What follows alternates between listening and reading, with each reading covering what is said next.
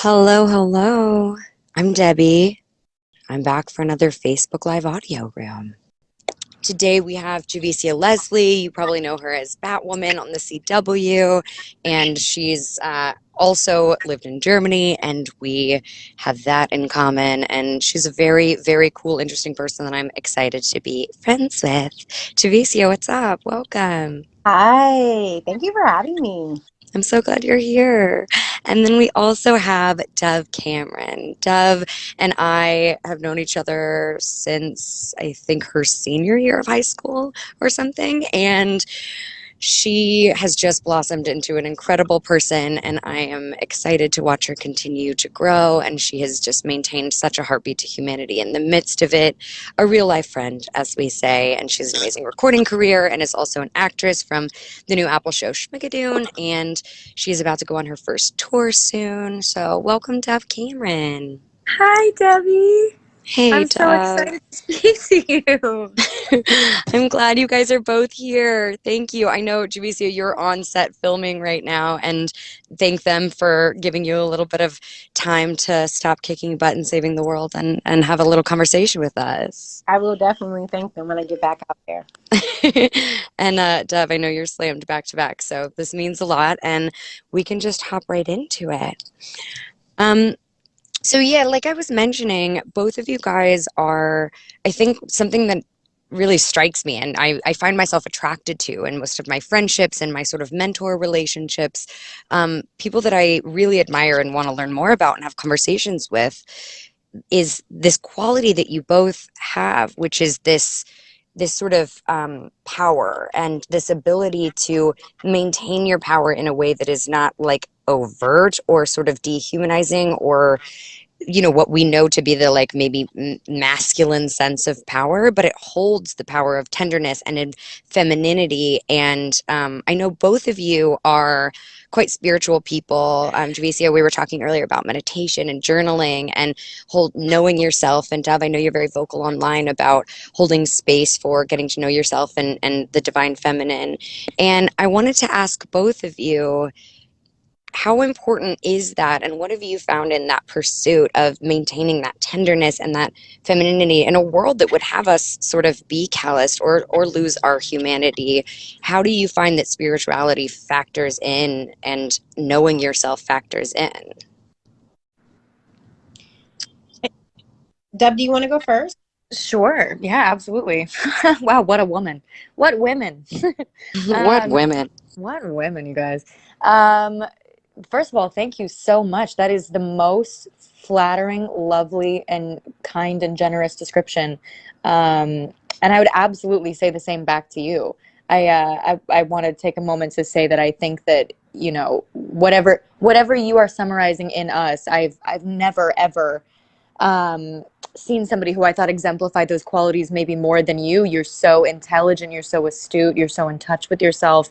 And yeah, you have such an intense power to you, an intense, like, that sort of like centered, rooted, spiritual, present thing that you're speaking about. I see that so clearly in you, and it makes me Mm, feel very lovely that you are speaking about seeing that in us. thank Um, you. yeah, I mean, I love you.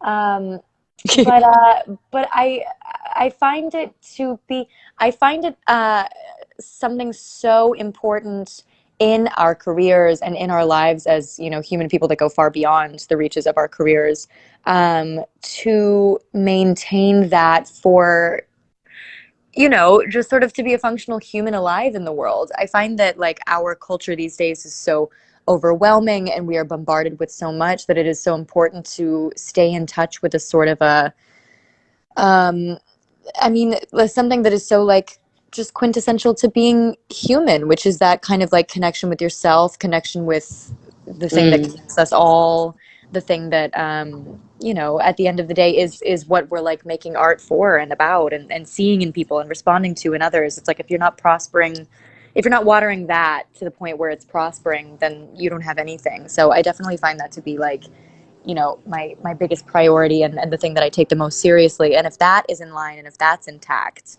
I find that everything else just kind of finds its place naturally. wow. Yeah, I think you're right.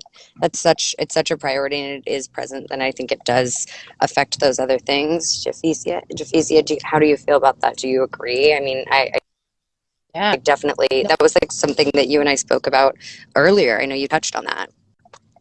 yeah, no, I completely agree. I think that really what Dove is summarizing is like the values that you've, you know, learned, even were raised with, maybe as through your life, and how you start to lean on them more, especially as women. When we get older, we start to go back to the things that we were told by our parents and our grandparents and say, oh man, now I get it. Like, I understand why she said that. Um, Mm, for me personally, a lot of my, I think, current power comes from experience. I think that I had to make a lot of mistakes in order to be where I'm at right now. I had to be in a position of leadership before and fail in order to be a leader on my show now. I had to be a partner to someone and fail in order to be the type of partner I am now, the type of daughter that I am now, the type of friend that I am wow. now. I had to fail in all of those in order to learn what it means to be where I am now and why it matters.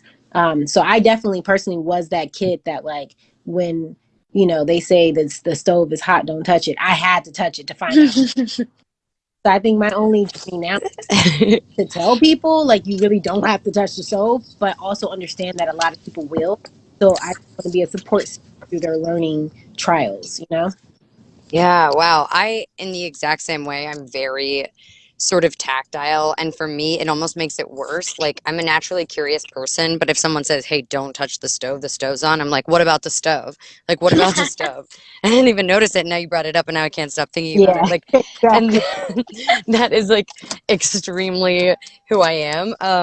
But I also think that there's that gift, right? In having learned the lesson and say, okay, I got burned for this lesson. I fought hard for this lesson, and I can now use this or use a sort of maybe like a system that is in place to support me, or a family support system, or, a therapist, or whatever I've learned to be able to pull myself out of things and rebuild myself. Now, having those things, I have the benefit of those, and the lessons that I have gotten from those and the rebuilding that I've done from those, I can use to sort of bring as many people under that umbrella as possible. And to your point, still giving them the dignity of having to sometimes learn the lesson on their own. But I know, that brings it to both of you women are incredibly driven by charity and by others, and by being sort of vocal about knowing what you have and knowing how to support others in a way. Javicia, this is something that we've actually talked about, and Dove, I know that this is something that you're like, it's sort of is all over your voice. It's not just giving to someone so that they are thankful for what you gave them, but truly like the teaching a man to fish, like equipping someone with the Mm. dignity and the ability to help themselves, and pointing people towards higher education, pointing people towards self-love, and not just saying you are valuable, but saying like, here are ways to allow you to believe and to rewire your brain to acknowledge and to understand how valuable you are, and that you are worth investing in, both with my time and my resources and my sort of being able to rally people, both personally and professionally, but also here within what you're building. So I know both of you guys are charitable.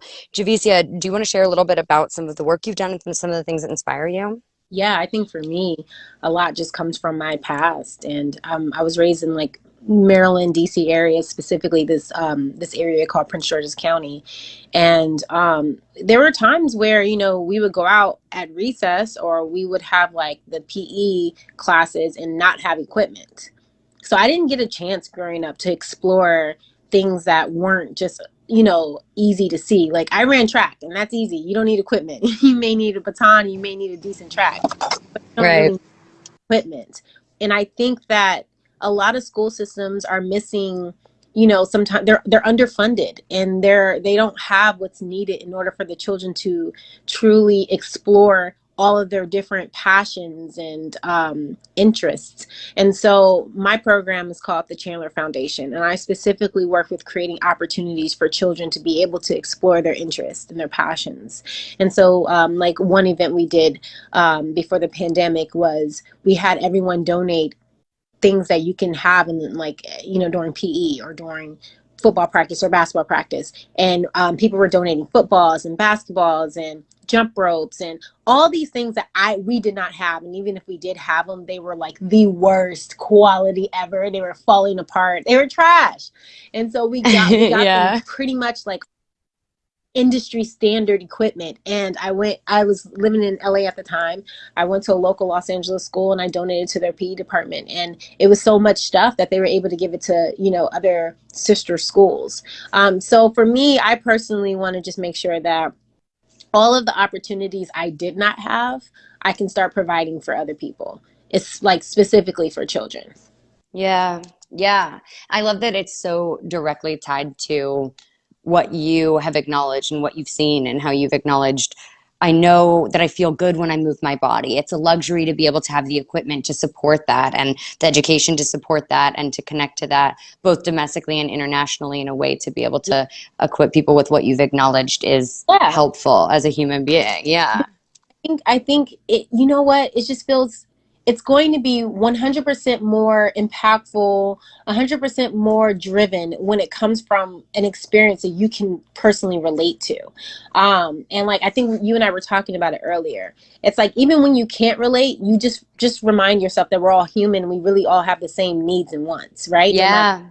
whether you and I speak the same language, we're from the same nation, whatever, we all have the same needs and wants. And so, like, you and I were talking earlier about Haiti, and I was specifically working with a school in Haiti called the Bati School. And I did an event where we were able to donate some money to help them build their school. But, you know, Haiti is a country that you know it's I think one of the only countries that is completely self-funded, doesn't get help from the government after slavery, you know, a black nation after slavery that has Right. doing it on their own, even though they've been constantly paying off debt for the soldiers that were lost, not their soldiers, but the soldiers that were lost in the revolution. And so Mm.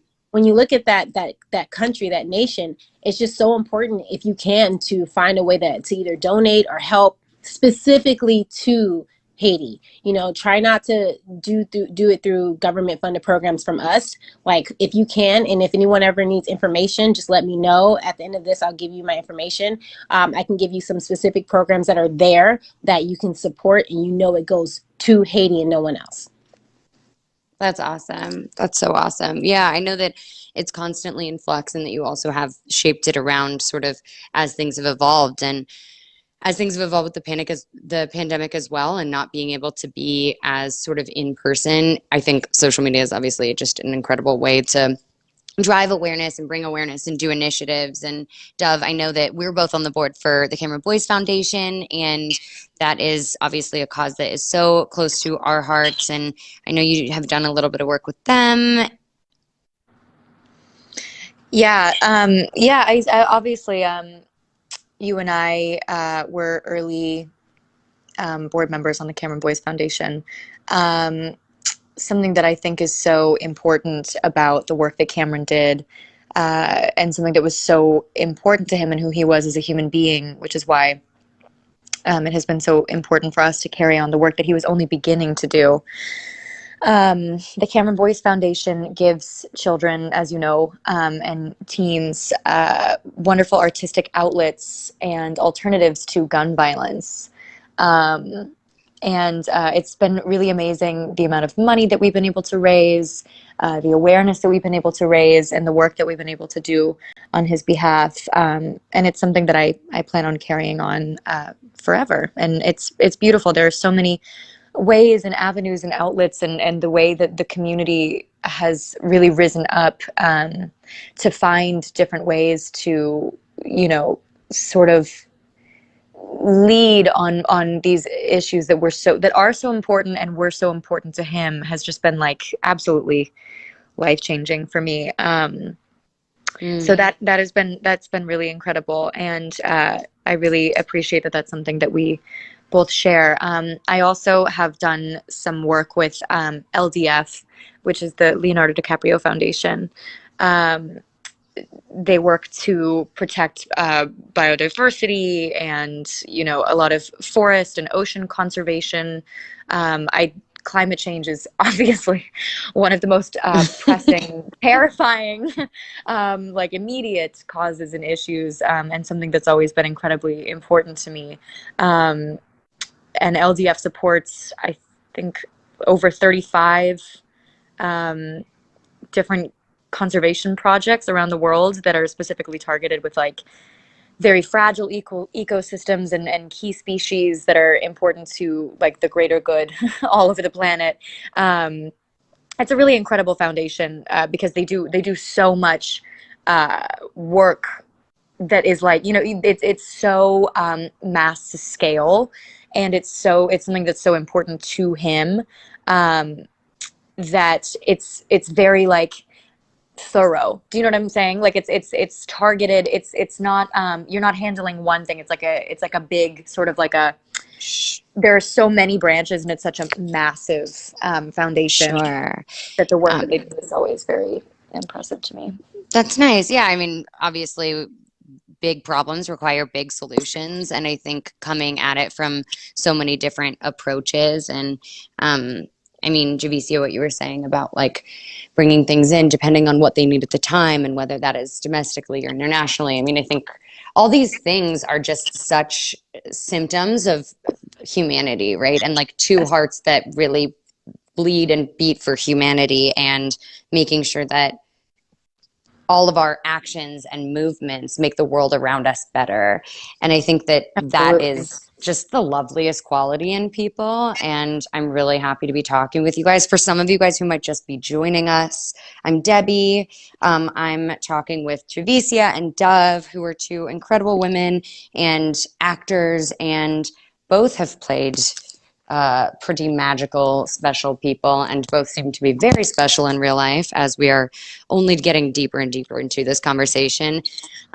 And we are just talking about femininity and power. And so if you want to grab this link, share it on your Facebook, share it on your Instagram. We're seeing all of your thumbs up and all of your hearts, and it's so exciting and encouraging. It feels like people are enjoying the conversation, which is obviously what you want. So thank you guys for your feedback. Share with your friends if you want. And we still have a few more questions. So as we were sort of talking about, you know, giving to others, and having to learn lessons on our own, and having to sort of build the things that we've found with our own hands, and sort of picking ourselves back up from several sort of setbacks and whatnot. I know we've all sort of reinvented. I moved around a lot growing up, and I was the new kid a whole bunch. And I know, Javicia, you have as well. And Dove, your life has been an evolution. And I've always found it so interesting, the sort of parallel between,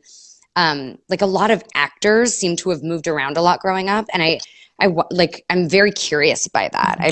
I think that it's very interesting that someone as a kid who sort of formulatively not only had to reinvent themselves, but also find home and find commonality and find consistency in a bunch of different cultures and environments and groups of people, and be your own best friend and know what you're bringing into a situation, but be flexible enough to allow it to shape you. And how that not only, I think, obviously is a direct parallel to acting and to embodying a character and finding an entry point into a character and a voice, but just for the lifestyle of the industry. I mean, I know that we all go away for months and months at a time, and we live in a hotel or sort of an apartment with bare minimum furniture, and we're always sort of in flux. And I know, Dove, you're about to go on, your first tour and everything. I'm so curious what you guys think about, like, do you find that moving around and reinventing yourself so much as a kid and being a new kid prepared you for this type of life, or got you accustomed to it? Or do you think that you were attracted to this type of life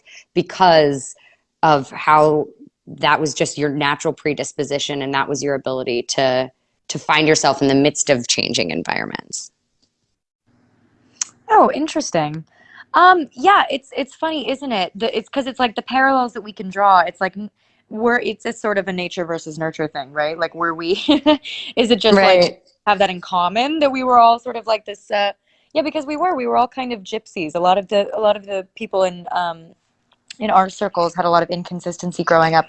And I don't know Right. whether that breeds a sort of an emotionality and like a longing for connection, or if it breeds a certain, like, I definitely always felt like, and I don't know if this is going to resonate with you, but I have journal entries going all the way back to when I was, 11 and 12, speaking of how I was not a member of society as much as I was an observer of humans.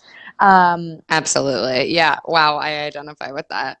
Yeah, and I think that there's something to that, whether that is something that you are born with or something that manifests itself in you out of a lack of community. Or, I mean, I don't ever really remember a time where I didn't feel like an observer of the humans, and I wasn't quite one of them. And I don't think that really had much to do with moving around as much as it was just like I was such an other. I was always so other.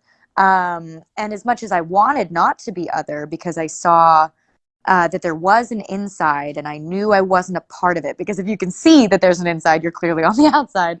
Um, Mm, mm. and I think that definitely there's a correlation between seeing humans clearly. I think you have to be outside of most of what is considered normal society, which would be things like routine and finding place in the world and finding a community. And if you can see things from the outside, you can almost see them better, more clearly, love them more. And then I do think that you find yourself in a job where maybe you're portraying them, or you are writing for them, or summarizing them in music or books or some kind of avenue like that. Because Mm. at the end of the day, we have the most social job in the world all day long. And what we're really doing is just retelling human stories in different forms over and over again because we're obsessed with humanity. Um, and I definitely do think there's a correlation there between a life that is not of the sort of general structure and beaten path, Right. and sort of like finding your way through the world because of that. But that's an interesting question to pose. I don't think I've thought about that. Mm. Wow, that's really good, Deb. I like it's funny that you're talking about even journal entries since we were children. I too Mm. still have journal entries from when I was a child because I've kept all my journals. I just always feared that if I threw them away, someone will find them and know all my. Yeah. Yeah. Yeah. But I think you know what? I didn't even look at it like that until you started speaking of your experience. And for me, because I moved around so much, I started to become my own best friend through like imaginary friends. And so Mm-hmm. child, I had legit imaginary friends. Like I remember them in everything. Like one's name was Brian, another one's name was Kendra. Um, Yeah. and I felt like I wasn't alone. Like I have an older brother, but he's 8 years older than me, so we're pretty much like two different generations when we were kids. And so, I think moving around so much really did make me have to dive into myself. And I think that I kind of went back and forth with it. There was a moment where I felt completely like you did, like you said, Dove, like on the outside, and I hated it. And I spent so much time and so much energy trying to fit in. And then it honestly probably didn't change until, if you really want me to be honest, until I turned 30. I think Mm-hmm. Wow. I, 30 years of life was me trying to fit in. And I think that after I Mm. turned 30, there was this confidence that came over me where I felt like if you don't like me, I don't care. If who I Right. am makes you uncomfortable, that's your problem. Because the one thing I can say in my 30 years of life at that time when I was thinking this, in my 30 years of life is that I am a good person. I Wow. made some mistakes, but I've never had any ill intent. And when I did have ill intent, it was coming from a place of like darkness because I felt left out, because I felt uncomfortable, because I felt betrayed or Yeah. a back was turned to me. And that was just young and immature and not knowing how to deal with my own trauma.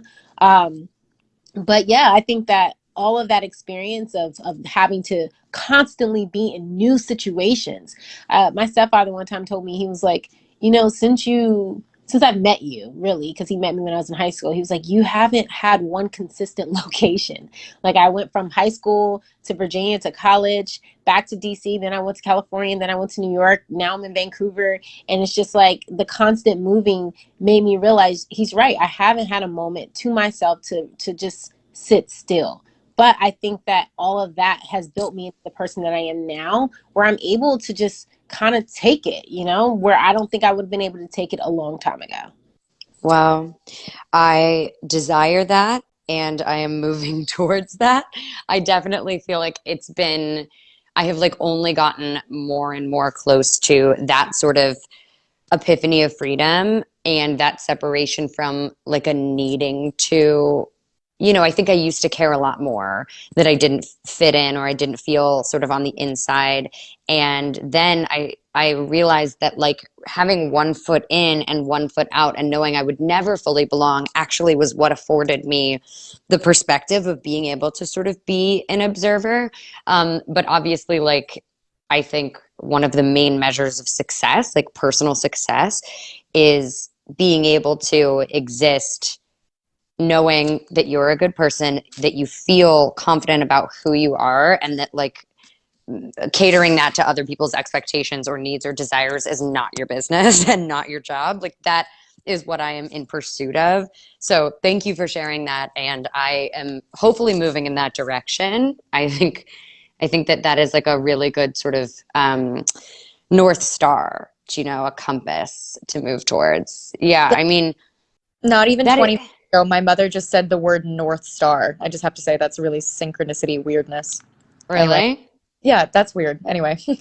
I do feel like your mother and I have said similar things. I think last time I saw her, we were both talking about like a contract broken with the universe and like a tear in the universe and sort of Yeah. an agreement that was broken. And we both sort of phrased a similar, we phrased something a similar way. And I was like, oh, am I Dove's mom? Are Face you reveal. my, I are you have my never daughter? been in the same room for a while at least. Admin reveal, it's me, your mom. Um, well, okay, so one of the last things I wanted to ask you guys, because you are sharing so much of, what we've learned and places that we've got to, and what a freaking gift to be in conversation with well-adjusted people. I think that I used to be like a collector of chaos. I used to be like the more chaotic and unsettling, the better. And now I've gotten to a point where that is not glamorized or romanticized or fetishized to me anymore. Like to me, it's Mhm. very desirable to be in conversation with people who know where their feet are grounded and they still have sort of stars in their eyes. And that balance I love. And so I would say, with all of your wisdom and you guys' introspection and your knowing and your years and your experiences, is there something that you wish that you knew as a little girl? Something that you wish someone told you? Something that you would want to tell if you could just sit down with little girl you? What that would be. Is there something that you could sort of jump? And obviously, there's such a benefit in not just fast forwarding to the end of the song, not fast forwarding to the conclusion of the book, but like reading every page. And that is obviously where the lesson is learned. But is there one thing that you wish someone had told you that would have made things a lot easier or more clear? Oh, yes, so much. So much. Do you want to go first, Steph? You go, Mama. Okay. Um, so we talked about this earlier, and I think the first thing is, weirdly, I'm at a point now where when I do these meditations where you meet your childhood self. They're guided meditations, and once you're in, and you're locked in with your childhood self. I saw my childhood version. She was like this cute little girl in her room playing Barbies. She was behind her Barbie dream house, so you can't see her until her head pops up. And weirdly, I had nothing to say, and she had everything to say. She had everything to say to me, and I was so grateful Wow. to not have said anything and to just listen.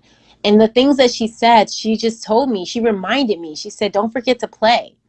She said, remember when you used to play? First of all, when she saw me, I remember when I was younger and my mom's friends used to walk in and I was just like, oh my gosh, my mom and her friends are just so beautiful. Like I'll never look like that. Like they're just so glamorous and so beautiful. When she saw me, she gave me the look that I used to give my mom's friends, which was this weird like moment of like, wow, I'm an adult. I'm a grown woman. And then Wow.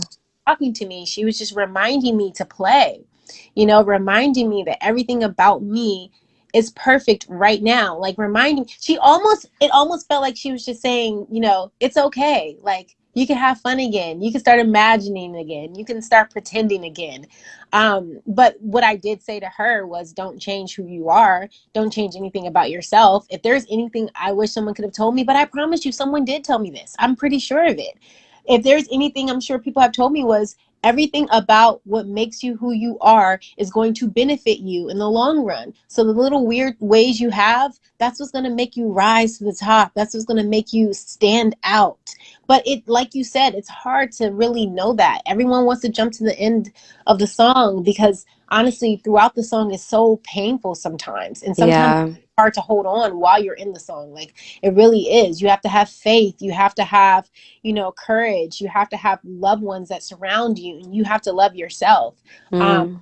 it's just really a journey. But if there was anything that was said in my meditation that day, it was really her talking to me and reminding me, and me feeling like proud of who I think she's proud of.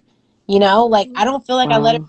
at all. I feel like when I looked at the childhood, when I was a kid, and I looked at my version of myself as an adult, I knew what I looked like all the way from like the tattoos up to like my career, everything. Like I saw it as a kid, and every single thing, even this role was Wow. magic. So it's really like I don't know. I think that we have to be really careful with this because there it's not about changing all the time. Sometimes it's about accepting exactly where you are in this moment and being grateful for this moment. And I think that's really where I'm at right now. Yeah, wow. And also staying close to who you were before, the world the world got a hold of us. Like that's what Um, it sounds like to me. One of the biggest lessons I learned from what you just shared about that meditation is like you're already doing it. You were doing it. You've already pictured it. You have it within you. You're moving towards it. Like trust that. yes, yes. That's so huge. That's so good. Dive. Oh my God. Oh, so many things. Like it makes me, I feel like I couldn't.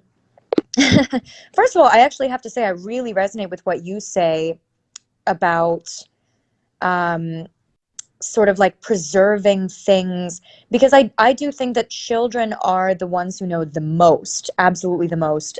Mm, And in a simpler time when there was less noise and far less like exposure to other people's lives, I think that there was a certain sort of like a it was easier to keep your I don't want to use the word aura because that's going to isolate some people immediately, but but it was easier to keep your sort of your version and your vision of and for your life um, less polluted and diluted by other people's versions of their life. It's not even what they see for you, it's what they see for them that then we are yeah, constantly checking against going, wait, okay, if they're doing that, am I doing this wrong? Like, am I doing this right. entirely backwards? And so I really love that. And I think so much of becoming is really unbecoming and sort of like shedding the layers and layers that we're unconsciously taking on, especially in our unbelievably busy and overexposed and stimulating world today. Um, and what I would say now that I'm really exploring right now, and it changes all the time because those big lessons, my best friend Veronica and I always like to say, oh, it's always like the most obvious ones. Like it's always the ones that we've heard forever and ever and ever that we hadn't quite grown into that we're like, they got us. They're Mm-hmm. right about that. But the one that's for me right now that I'm really focusing on as you hear me actively live on the busiest street in Los Angeles. Um, I don't know if you can hear these car horns. They're very excited. But the thing that That's I'm me. That's me outside of your house being like, go, go, Dove, go off. the support is felt. Um, the thing that I'm really exploring right now is this sort of like idea that, and I wish that there was like a more articulate and beautiful way to summarize this, but just sort of like don't pay attention to other people's version of reality. Um, because reality is so, I wrote in my journal the other day, reality isn't. There's no such thing as, I think, as like a set reality. It's obviously colored by lessons and personal experience and perception and bias and early memories and everything like that. And Yeah. so everybody's version of reality is so different that if we're constantly checking against what other people think is going on, we'll never know what's going on. And especially, we'll never know what's going on for us.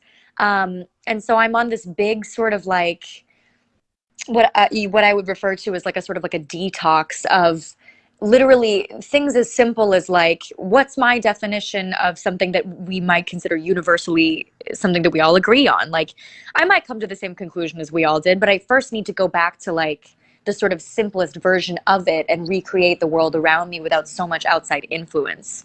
um, and I guess I would call that staying Mm. in your own reality, not being distracted.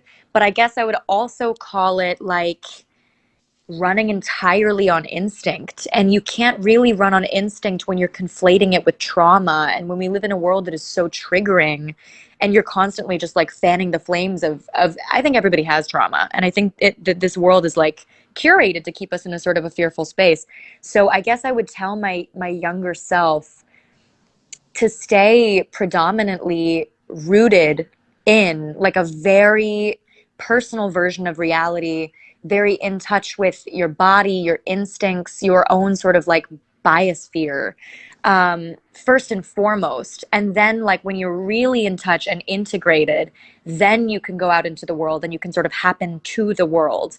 But unless you do that, the world will be happening to you. And it took me so long to get to this point where I feel like I have this sort of sense of authority over my life and who I am. Um, Mm. and I really think I'm happy that I feel like I'm pretty young even to feel this way. But I definitely think that like when I raise my children, that's something I'm going to instill in them very early is that no one really knows better than you and the people who are closest to you. Yeah. Yeah. That's so wise and that's so sage. And thank you for sharing that. I mean, I think as much as they say comparison is the thief of joy. I think when we look to our right and to our left and to our neighbors, I love people. I love connecting with people. I love finding inspiration. I love exploring, growing up, moving around and being around different cultures and different types of people. That to me was the greatest inspiration and the greatest luxury. And it remains that way and also can really cloud it if I'm looking for myself out there. If I'm not Mm. grounded in what I am and I'm able to sort of just then be able to be an observer of those things and not try and find myself in it. But really, find myself and plug back into myself and build that and lock into that in the sort of intimacy and the privacy and the safety of myself and my own instincts. And I think that and my inner child and I think that this whole conversation is it's so good and it's so human and staying in touch with those things is I think where the real work is. A friend of mine the other day, we were talking about like comparison and we were talking about how basically the more that we can look around and then we can say but is this what this is supposed to look like, is the timing in which I'm supposed to do this. And my friend Sam was like, when was the mirror invented? Like, when was the mirror invented? Like, isn't it just been like it's recent. And then he was like, in terms of the whole grand scope of humanity. And then, like, our grandparents, like, we were not supposed to know we were not supposed to know this many people. Like, like we were not supposed to be able to Yes. have this many points of reference to compare ourselves to. And obviously, with the sort of the world getting smaller and us having access to things, we're able to educate ourselves and dismantle things, but we're also, you know, opening ourselves up to use those to completely define what we think we should be. And that's the trap. And the work is in, I think, to your point, quieting all of that and being really mindful of what you invite in. Well, right. And that's so crazy what you say about the mirror. I don't know if you saw, I posted something the other day and in like a swipe that was a bunch of writing and collections of quotes that I've really been resonating with lately. And the second slide, I think, or the third maybe, said, "Till mirrors were invented, face was not you, not even a part of your performance," Ugh. which I thought was incredible because it's so true. And I think that when you really tap into a sort of a deeper sense of self, you fast forward to that place where you're granting yourself permission to be, you're not looking outside of yourself for the validation, and you're okay. You find peace in being the observer and the one who's present because you have an ability to divorce yourself from public opinion while also still partaking in it. And isn't that like the ultimate goal? That's the journey, that especially right now, because that's where we are presently. We Yeah. can't completely ignore everything happening. We No, have to be aware it influences our art, but there is no art if we don't start with ourselves and like our inner work. absolutely. Absolutely. Ugh. You guys rock. Women, right? Sick. Women, right? It is, I will say that the more I'm just so dazzled by women, and the more that I get to know incredible women, the more like floored and excited that I feel that like within one particular corner of the like female collective or the sort of female identifying collective, like as one person is impressive and cool and exciting, I'm like, wait, I'm part of that. Like, that's so cool. Like, we're family. Like, we're all the same species. We're all human beings. And if they're that incredible, like, I get to bear witness to that and be alive at the same time as that. And as people are doing incredible things, as like these incredible Olympians and performers and artists and thought leaders are making such like incredible statements and movements. I'm like, wow. And now my children get to be in a world that has achieved all of this. And I get to be of a kind of person that like has gone through this and can, sort of trade in these conversations. It's so exciting.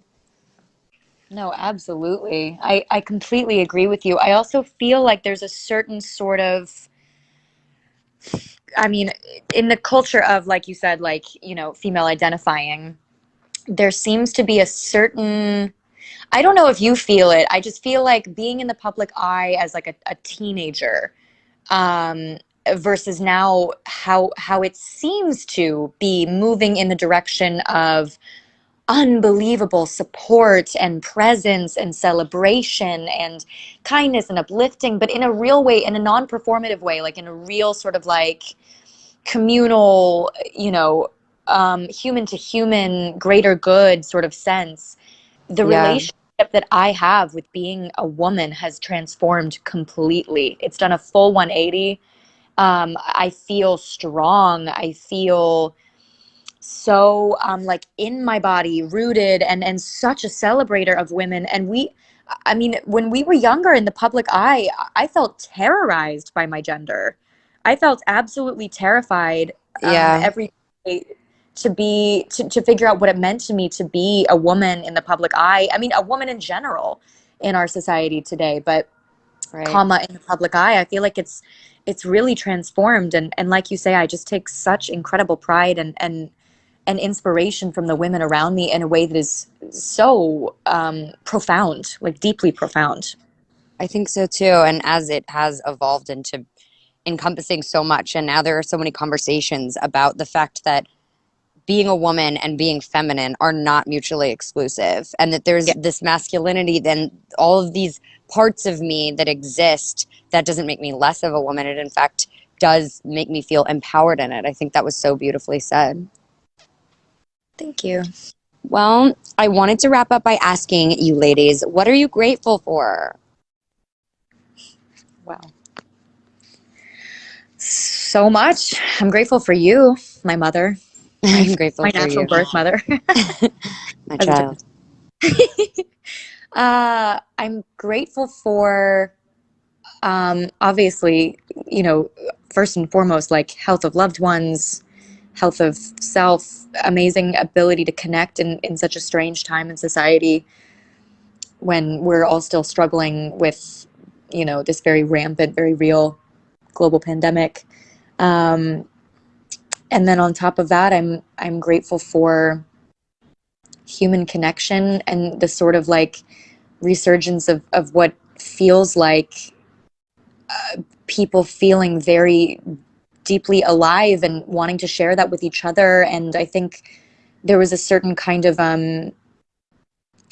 like an acknowledgement of needs when so many needs were stripped from us in this pandemic. Yeah. Uh, and we have a sort of a greater understanding of ourselves and then therefore others. Always it works that way. And we have this sort of I don't know, there seems to be a certain like a quiet and like a reverence that people have for relationship these days and expression of the self that didn't used to be there, that feels super, super like common now. Like the conversations I'm having, this one included, feel so worlds apart from what it used to feel like. Right. I'm really, really, really grateful for that. So many things that I could say, but right now that's what I'm really grateful for. I think for Huge. weirdly, this sounds like a little childlike, which I love. I'm grateful for my dog. I'm a huge animal person, and I think that recently I was just staring at him. He's a pit bull mixed with Labrador, and he has the most gentle spirit ever. And he just he only exists to make me happy and to be happy himself. And I think Yeah. take a second and we look at like animals, our babies, it just reminds us so much of like how simple life can really be, and choosing to be kind genuinely um and intentionally. Like if he were to get in trouble and you were to yell at him, he pouts and he gets sad and he walks away and he goes to hide because he's sad that he's made you upset. And I just to be around that energy, first of all, I literally I journal every morning, and lately I've been writing 3 things that I'm grateful for at the end of my journaling. And I wrote him down today because he came to my mind because he sleeps in my bed.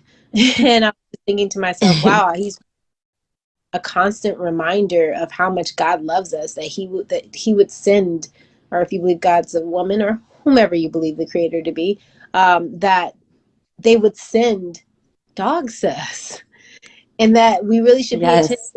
and just to just how they are. They're the kindest beings ever, and I don't know. I'm always reminded to be better when I'm around him.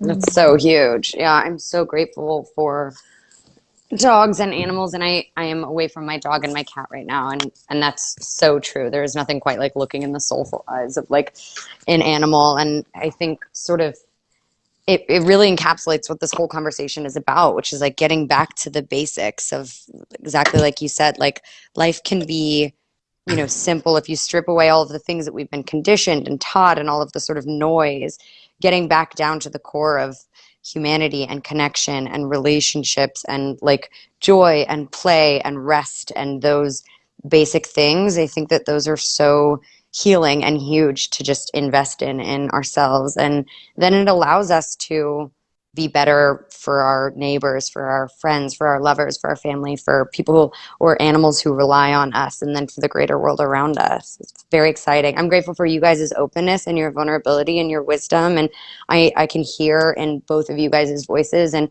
from how I know you guys, like you have fought hard and worked hard for your perspectives, and they were not handed to you, and they were created based off of what you've experienced with a lot of determination and intensity and passion and tenderness. And that I think I and probably everyone listening in this room is so blessed to be able to be privy to them and to have windows into you guys' souls and your minds. And so I really appreciate you guys' openness and your vulnerability. I'm grateful for that. I'm grateful, to Facebook for having this platform for us to be able to connect in this way where relationships have become so important and conversations have been so important. And I'm grateful. I think I'm really grateful for blankets right now. They've just been bringing me a lot of like comfort, and it reminds me like you're allowed to be comfortable. It's nice to be cozy, and giving yourself that, I think it's like just esteem building to give ourselves things that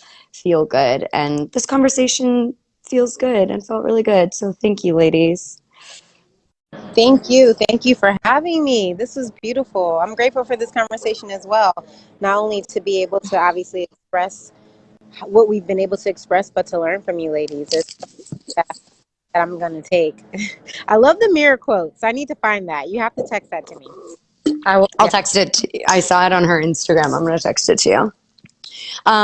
Well, if you guys want to know more about Dove and Javicia and the stuff that they're doing and the projects that they're putting out, but also the ways that their hearts are beating and sprinkling magic and love around the world around you, you can find them on their socials under their names at Javicia, at Dove Cameron, and you can check out the Cameron Boyce Foundation for more information that the work that they do. And you guys can just check us out on Facebook and Instagram. And I have another live room coming up soon. You guys are going to love that conversation and feel very inspired to keep things great. I hope everyone has a great rest of your week. Thank you, Debbie. Thank you so much for having us. And thank you, Facebook. This was the most incredible open conversation. And yeah, I feel very inspired and like rejuvenated. I'm about to go on a run. Sick. All right. Love you both. Have an amazing week. Talk to you guys all soon. Thanks for joining us. Love you. Bye, Debbie. Bye.